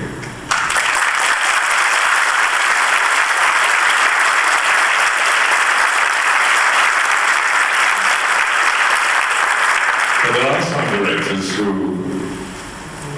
who are not quite so easy. And you still try the best you can. I remember doing a picture, probably never seen it, called Beyond Mombasa, and lovely cast, Don Reed, Conwell Wilde, and I played a white hunter. I got shot in the left arm, so my arm was in a sling, carrying the rifle in my right hand. And so George Marshall was the director, and he must have directed more movies than any director in history. He was a tough little guy. He was a lovely man. He was a terrific character, always smiling, flinging himself around in the river, singing the most unbelievable songs with different words. I loved him. I thought he was terrific. And there was a scene where I get shot in the back by a poisoned dart. And I happened to be standing at the top of an open cast mine. And George came up to me in a casual way and said, "Can you go down there?" And I said, "In what way?" You know, and he said, "Well, can you fall down there?" And I said, "Yes." Those were the days when I said yes. And he said, "Well, okay, let's do it." So I'm doing a lot of looking, you know, where I'm going to fall like that on my only good arm, you might say, because the other one's a swing. And there's a photograph, actually. I think it's in my book. Of me actually doing it, landing, so to speak. It goes like that. It's a course. It goes like that. And George said, "Okay, let's do it." And so, action, da-da-da-da.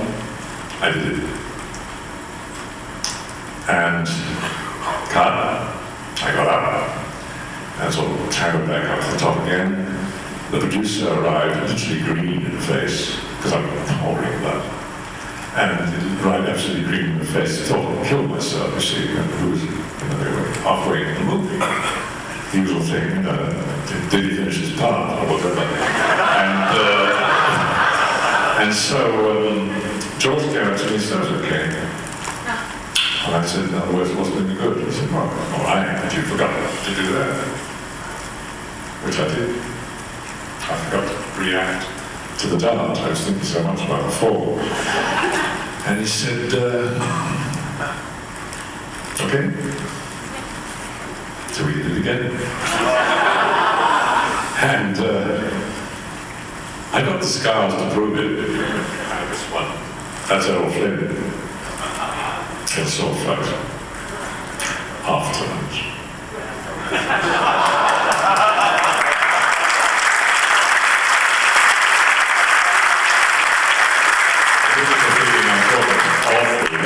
So please, if you want, if you want to show something, I'm fairly quick on my feet still.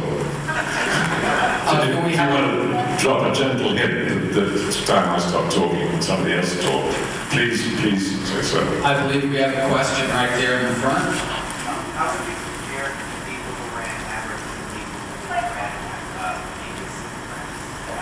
How would I compare the people who ran Hammer with the people who ran Amicus? And to be careful here, someone's still alive.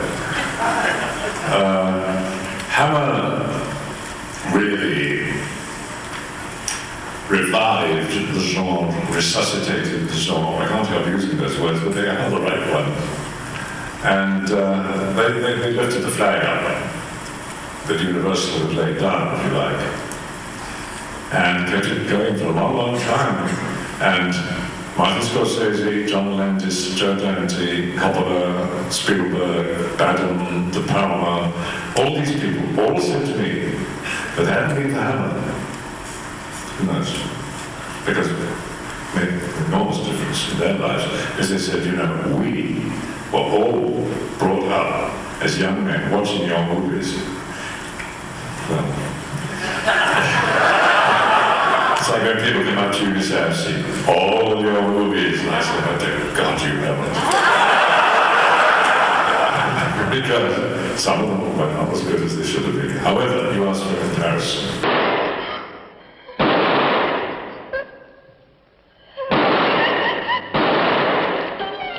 Come on, Pat!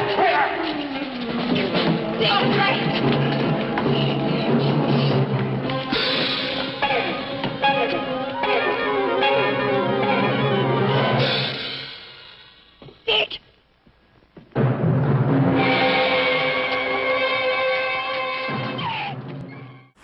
Hammer was really Jimmy Carreras. He was the live wire. Dracula has risen from the grave. Dracula, the most fearsome name in any language. The most feared being ever to haunt the living.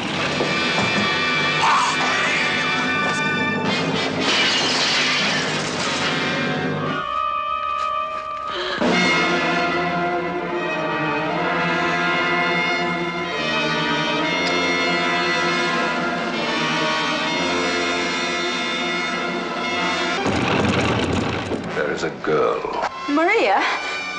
Bring her to me. During the hours of darkness, she must never be left alone. Bring her to me!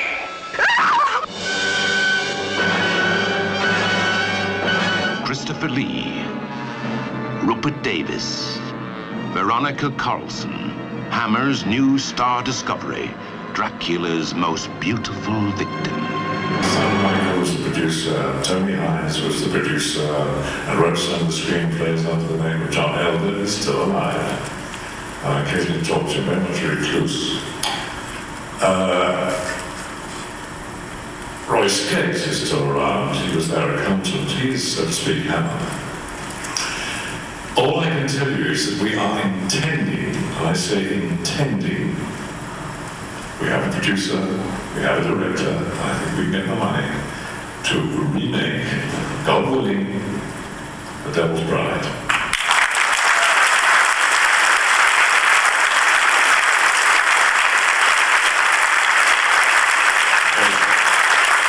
And we think of the special effects we can call on today, it could really be stunning. On your feet quickly! Back to back! Join hands! You will hear his evil. You will feel his evil. You will see his evil.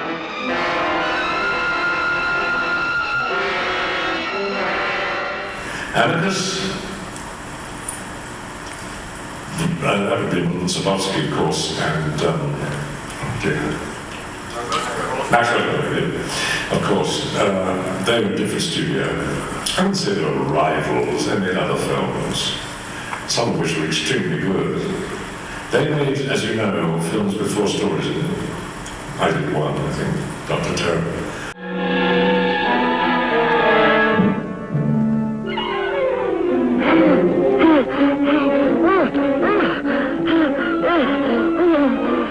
Dr. Terror's House of Horrors.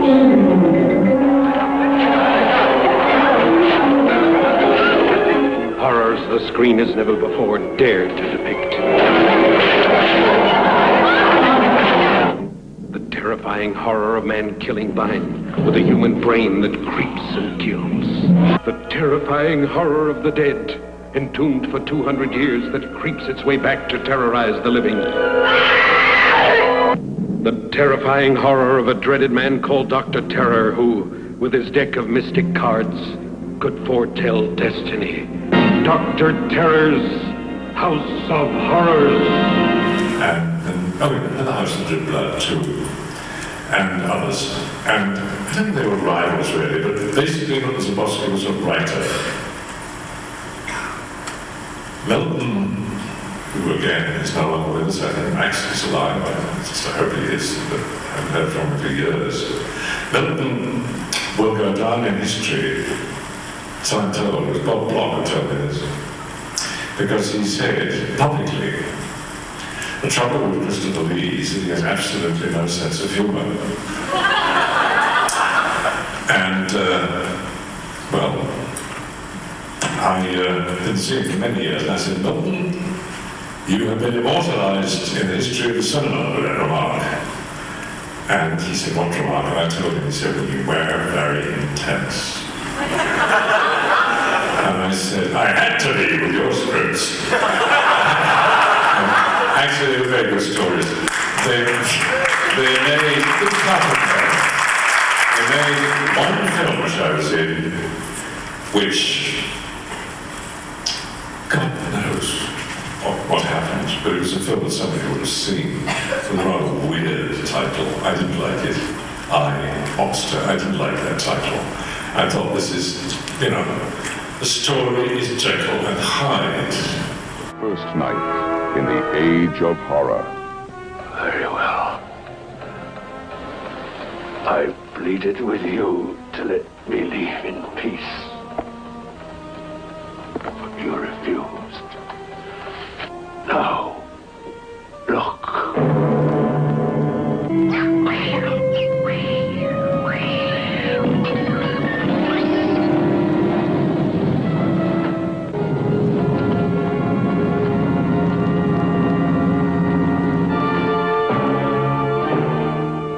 Monster. Christopher Lee, Peter Cushing, and Mike Raven add diabolical chills to the story of a man who made the trip to the other world once too often. Mr. Blake? Now for him, Earth is nothing more than a terror stop somewhere between hell and the other world. Every single character in that film had the correct names from the story, except me. All the others, Utterson, whatever, all had the Stevenson names, but they decided that I would be Marlowe and Blake. And I said, but this is silly, First of all, the title is awful, in my opinion. And secondly, you are doing Jekyll and Hyde because you're using the other people's names. So I should be called Jekyll and Hyde. But for some reason they wouldn't give in on that. And then they said, we've only got the money to make this movie because we're going to do it in 3D. And I think I said, why, or something. They said, well, that's what the people who gave us the money wanted to do. Well, the result was unheard, very experienced. And the poor camera operator was one of the top people in the country. I remember at the end of the first day, or maybe the second day, he just walked away and said, I can't do this.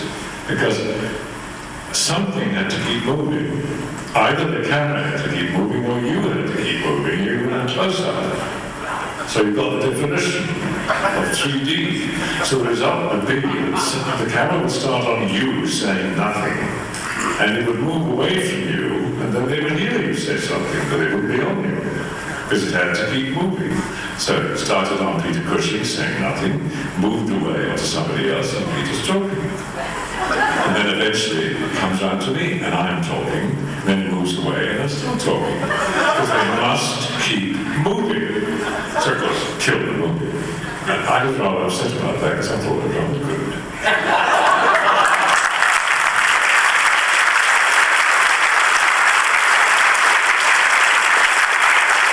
Didn't get a chance to sing, of course, but they were running.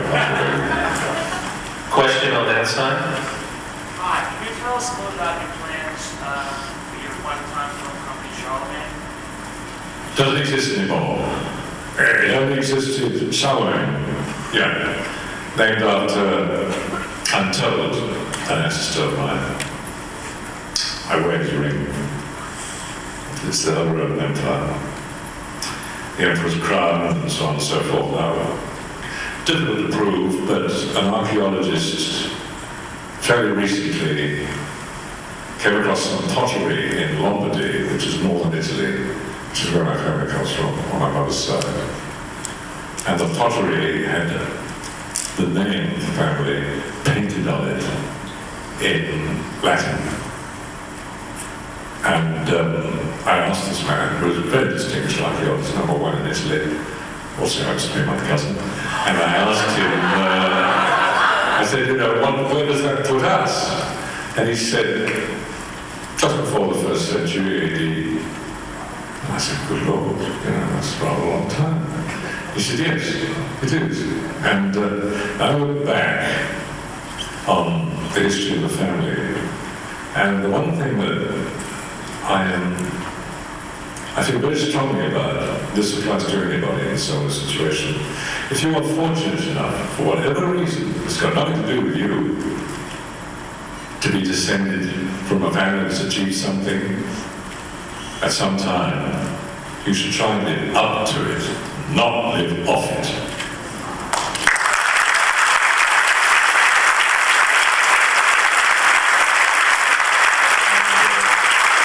There have been some quite remarkable people in the Calamandini family over the centuries, and I mean quite remarkable. One of them was the Cardinal who refused to attend Napoleon's coronation. And there was the papal secretary of state, a son, painting of him hangs in Windsor Castle and so on. And there have been some most extraordinary people, but it's nothing to do with me. And I feel very strongly about that. I don't believe in inherited privilege at all. I think it's quite wrong. You've got to earn it. And when he told me that, I was amazed. I said, do you mean the Romans? And he said, yes. They were chariot makers and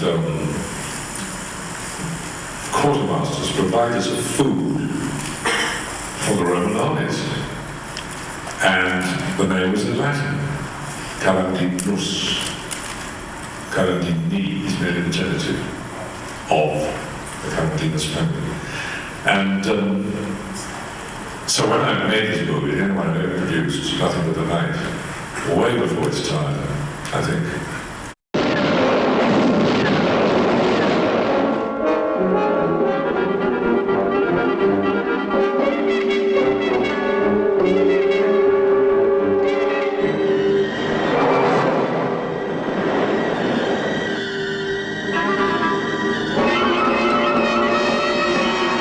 I'd do anything to help her. I'd give my life for it.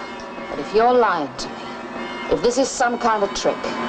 The masters of suspense, Christopher Lee and Peter Cushing, unravel a web of mystery that reaches out from the confines of a hospital to a bleak island off the coast of Scotland. Is Mary Valley well protected? Colonel Bingham has made adequate security arrangements. But he can't protect her from the nightmares in her mind. Inspector, you will organize local volunteers for a search. I want every inch of this island searched before nightfall.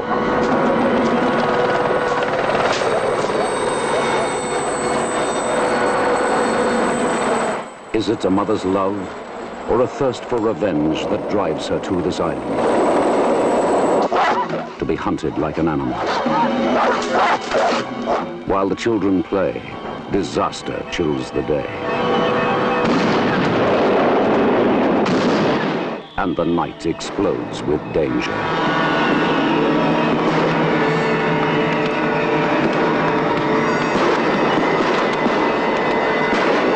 Don't cut the rope! I order you, drop that knife!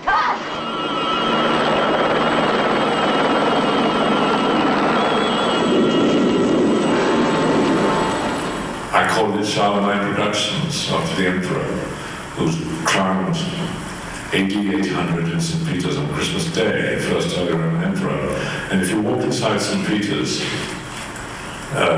in Rome, and I expect some of you have, there's a small circular spot, it's inlaid in the floor, of coloured, I don't know, marble or something like that. And I stood on it. And a man came rushing up to me and said, "You can't stand there." And I said, "Yes, I can." He said, "No, you can't." And I said, "Yes, I can." He said, "Only the heirs of the emperor are allowed to stand on that." And I said, "Look."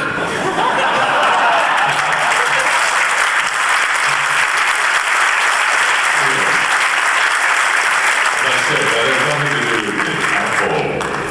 And I hate snobbery. I hate it.